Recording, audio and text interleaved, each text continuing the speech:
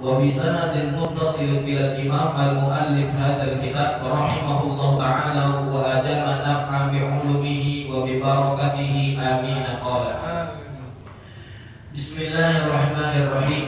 وعن عائشة رضي الله عنها قالت قال رسول الله صلى الله عليه وسلم اللهم من ولي من أمر أمتي شيئا فشق عليهم fashkuk alaihi.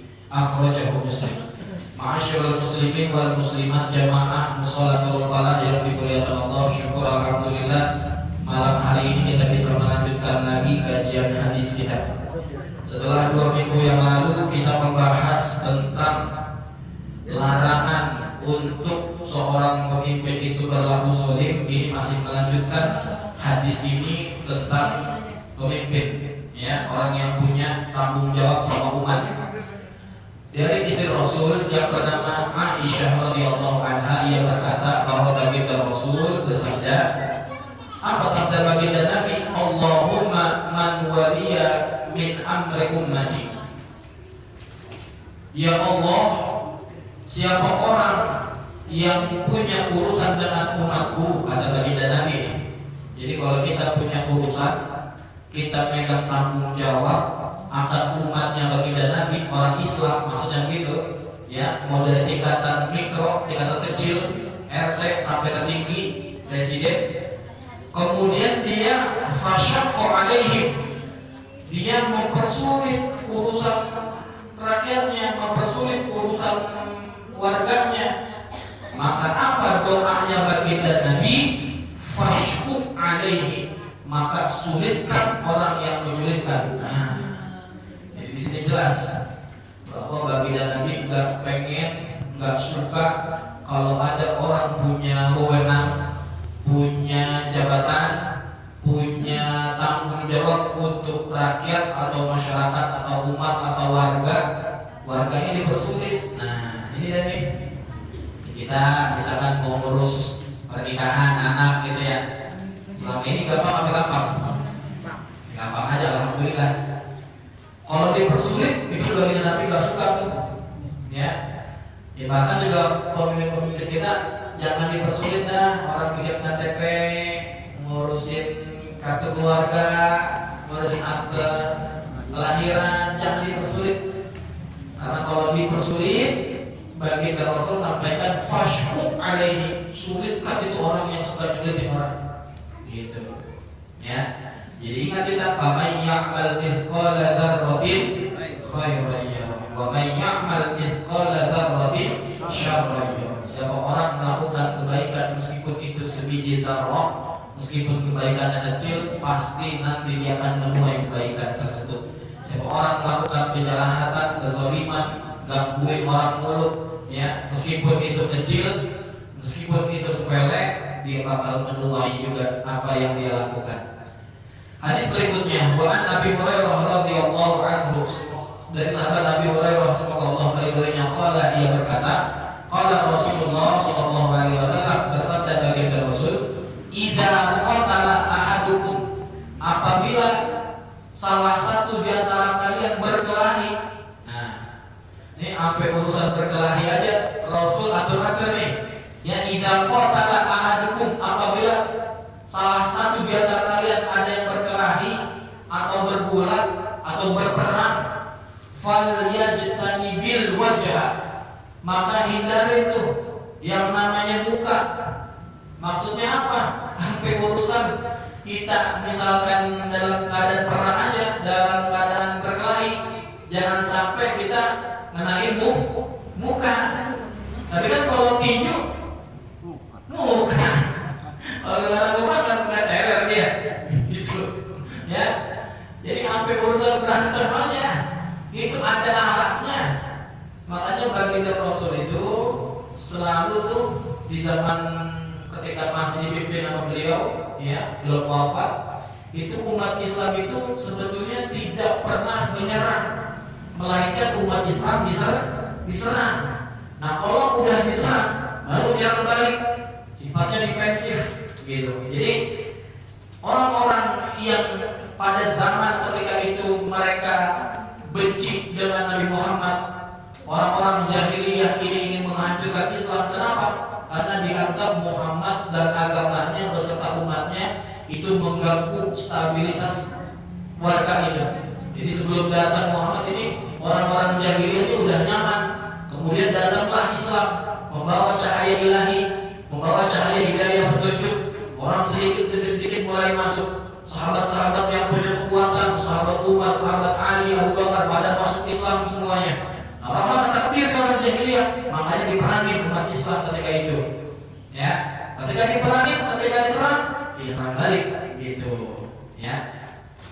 Sampai suatu ketika ada sahabat Khalid bin Walid, dia punya gelar namanya Saifullah, pedangnya Allah. Ini Khalid bin Walid nggak pernah, dia selama menjadi panglima perang Islam itu nggak pernah kalah. Jadi selama dia jadi ketuanya, jadi komandannya, umat Islam itu gak pernah kalah. Cuma wafatnya Khalid bin Walid ini di atas kasur, sakit, ya. Dan dia nanya dah ke baginda Nabi, wahai baginda Nabi, kenapa ini saya matinya di atas kasur? Bagi saya kemuliaan saya adalah ketika saya wafat, saya mati sedang memimpin perang, pasukan perang, jadi komandan. Ternyata ada hikmah. Ya, apa hikmahnya?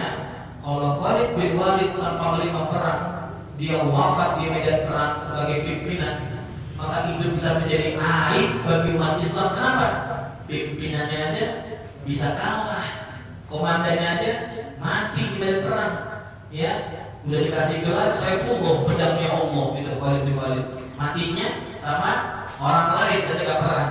Akhirnya Khalid bin Walid paham, biar tidak ada aib tersebut, maka dia wafatnya di atas kasur dalam keadaan sakit. Itu sahabat Khalid bin Walid, gitu. Jadi sampai perkara berkelahi aja, sampai perkara perang aja, ini Rasulullah mengajarkan agar kita tidak mencederai atau melukai bagian muka, gitu. Ya. Harus hadis yang ketiga, wa anhu radhiyallahu anhu, dari sahabat Abi Hurairah juga, semoga Allah meridainya, anna rajulan qala, ada seorang sahabat bertanya, ya Rasulullah, menyampaikan, ya Rasulullah, wahai baginda Nabi, ausini, berikanlah aku nasihat. Jadi suatu ketika ada datang seorang pada baginda Nabi, dia minta dinasihatin. Apa yang baginda Nabi sampaikan? Qala la taghdab.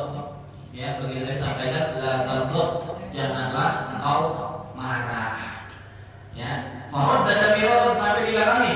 La taghdab, la taghdab, la taghdab. Jangan marah, jangan marah, jangan marah. Sampai 3 kali diulang-ulang. Ya, akhrajahul Bukhari. Hadis ini hadis sahih. Maksudnya apa nih? Kadang kalau orang marah suka nggak bisa kendaliin emosi kita, gitu ya. Ujung-ujungnya nanti adanya penyesalan, gitu. Kalau kita lihat kadang di jalanan orang, ya, kadang nggak pikir-pikir, dia main pukul aja, tahu-taunya yang dipukul dia lagi ngerekam, viral, gitu kan, ngadu ke polisi, pada akhirnya dia minta maaf, nyesel, gitu. Pada akhirnya dia nyesel juga, gitu ya. Makanya bagian tadi sampaikan jangan marah, karena kalau orang marah itu udah lepas semua nafsu, amarahnya udah ngikutin nafsu aja, dia udah tersulut emosi, jiwanya udah dipimpin sama nafsu, udah nggak bisa berpikir jernih, nggak bisa berpikir sehat. Orang yang marah itu kadang bisa sampai bunuh-bunuhan, ya. Alhamdulillah, ya, jangan sampai dah. Hadis yang keempat, hadis yang berikutnya, wa an Khawlat al-Ansariyyah radhiyallahu anha qalat, dari Khawlah al-Ansariyah dia berkata, qala Rasul sallallahu alaihi wasallam, bersabda baginda Nabi, inna rijalan yatakhawwaduna fi malillahi bi ghairi haqqin. Sesungguhnya orang-orang yatakhawwaduna yang memanfaatkan, ya, yang menggunakan, yang mendistribusikan fi malillah, dari rezekinya dan dari harta yang Allah berikan kepada dia, bi ghairi haqqin, bukan pada jalan yang hak, falahumun naru yaumal qiyamah, maka bagi orang tersebut azab api neraka pada hari kiamat. Nauzubillah. Jadi kita takut ini, ya, kita takut banget nih harta yang kita punya, entah itu kita nggak sengaja atau sengaja. Makanya itu kita berharap tuh ada doa yang cakep, yang kalau kita minta sama Allah agar selalu kita dekatkan dengan ridhonya Allah, dengan surganya Allah. Kita baca doanya bareng-bareng ya. Bismillahirrahmanirrahim. Bismillahirrahmanirrahim. Allahumma inna nas'alukal jannah wa ma tuqarribuha min amalin aw niyatin aw i'tiqadin wa na'udzu bika minan nar wa ma tuqarribuha min qawlin aw amalin aw niyatin aw i'tiqadin.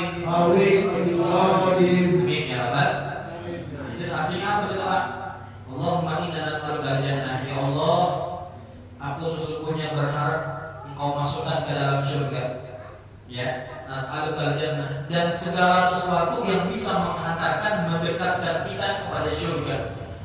Kalau kita udah masuk surga, udah pasti kita dapat keridhaan dan rahmatnya Allah, itu udah pasti.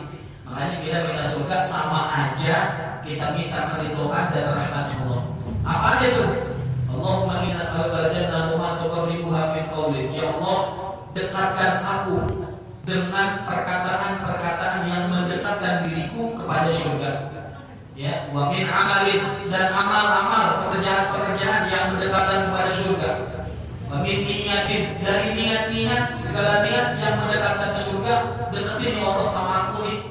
Awit diqadid, atau maksud atau keyakinan. Ya, deketin ya Allah segala maksud keyakinan yang menghantarkan menuju surga ya Allah, kita minta deketin. Wa na'udzu bika minan nar, ini kita minta perlindungan, dan kami sungguh meminta perlindungan-Mu ya Allah dari siksa neraka, min qaulin, dari perkataan yang mendekatkan kepada neraka, ya, wa min amalin, dan amal, pekerjaan, perlakuan, maksiat yang mendekatkan neraka, wa min niyatin, niat yang mendekatkan kepada neraka, awit biqabin, atau keyakinan. Itu makanya kita minta tuh ya Allah, biar ini semuanya yang kita kerjain ini atas keridhaan dan rahmat dari Allah Subhanahu wa Ta'ala. Ini yang kita pengen, gitu ya. Meskipun kita tahu kullu bani Adam khata'un, setiap yang namanya anak cucu Adam pasti pernah melakukan kesalahan. Ya, itu Nabi sendiri yang menyampaikan kullu bani Adam, setiap anak cucu Adam pasti pernah melakukan kesalahan, mau itu kecil, mau itu tak sengaja, pasti pernah melakukan kesalahan.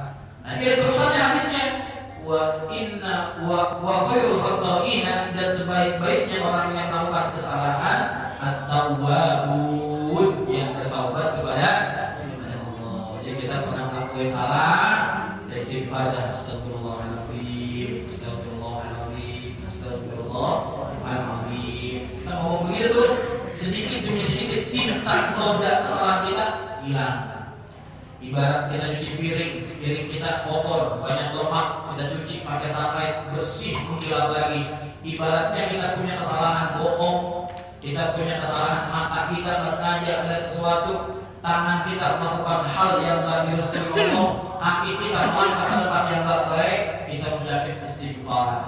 Ya, ahabul kalam ila Allah akbar. Ada 4 kalam yang dicintai oleh Allah. Subhanallah, walhamdulillah, wala ilaha illallah, wallahu akbar.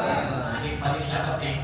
Ya, wa fi ba'dil riwayat dan sebagian riwayat menambahkan tambahan la haula wala quwwata illa billahil aliyyil azim. Subhanallah, maha suci Allah.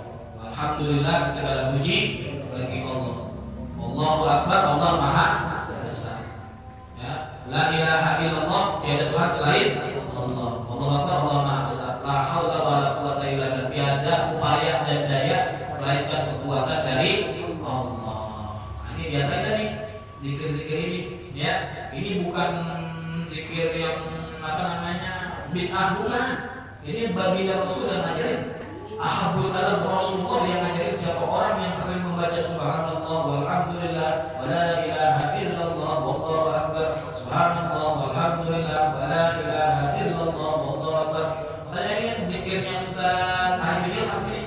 Ya, subhanallah walhamdulillah wala ilaha illallah wallahu akbar. Zikirnya nih dari benar, makanya sampai luar biasa menjadi hidayah, ya kan? Ini zikir yang sangat bagus, kan? Perkataan yang sangat dicintai oleh Allah. Hadis yang terakhir, wa an Abi Dzar radhiyallahu anhu, dari sahabat Abi Dzar, semoga Allah meridhoinya, anin Nabi sallallahu alaihi wasallam, dari baginda Nabi, fi ma yarwihi an rabbih, ketika Nabi sedang menyampaikan wahyu dari Tuhannya, maksudnya Allah Subhanahu wa taala. Qala, dia berkata, dia bersabda, ya ibadi, ya. Jadi kalau ada hadis yang mana ini Allah langsung ajarkan kepada baginda Nabi, ini namanya hadis qudsi. Kalau wahyu Al-Qur'an, ya, itu Allah turunkan melalui malaikat Jibril. Makanya tugas malaikat Jibril sebagai pembawa wahyu, ya. Nah, wahyu yang disampaikan kepada Nabi Muhammad. Jadi sanad ilmunya Nabi Muhammad, malaikat Jibril, Allah. Nah, gitu. Tapi kalau hadis qudsi enggak, Allah langsung kepada Nabi Muhammad tanpa melalui malaikat Jibril. Apa ini bunyinya? Ya ibadi, wahai hamba-hambaku, inni haramtu zulma ala nafsi, sungguh aku mengharamkan kezaliman atas diriku, wa ja'altuhu bainakum, dan aku jadikan di antara kalian muharraman, haram untuk berlaku zalim, fala tazalamu, maka jangan sekali-kali kalian melakukan kezaliman. Ya, ini yang kita harapkan agar kita dijauhkan dari sifat zalim. Ya, kalian sudah tahu definisinya apa itu zalim? Wa tusyai'i bi ghairi mahallihi, menempatkan sesuatu bukan pada tempatnya. Wallahu a'lam bishawab. Al-Fatihah. A'udzu billahi minasyaitonir rajim. Bismillahirrahmanirrahim. Alhamdulillahirabbil alamin. Maliki yaumiddin. Iyyaka na'budu wa iyyaka nasta'in. Ihdinas siratal mustaqim. Siratal ladzina an'amta 'alaihim ghairil maghdubi 'alaihim waladdallin. Amin. Ya wasi'al maghfirah ya arhamar rahimin. Allahumma inna nas'aluka bi haqqil Fatihah taftah 'alaina futuhal 'arifin wa faqihna bihi waj'alna min al-ulama'i 'arifin. Ya Allah ya Allah ya Allah bi husnil khatimah ya Allah fiha subhanakallahumma wa tahiyyatun fiha salat wa akhir da'wahu.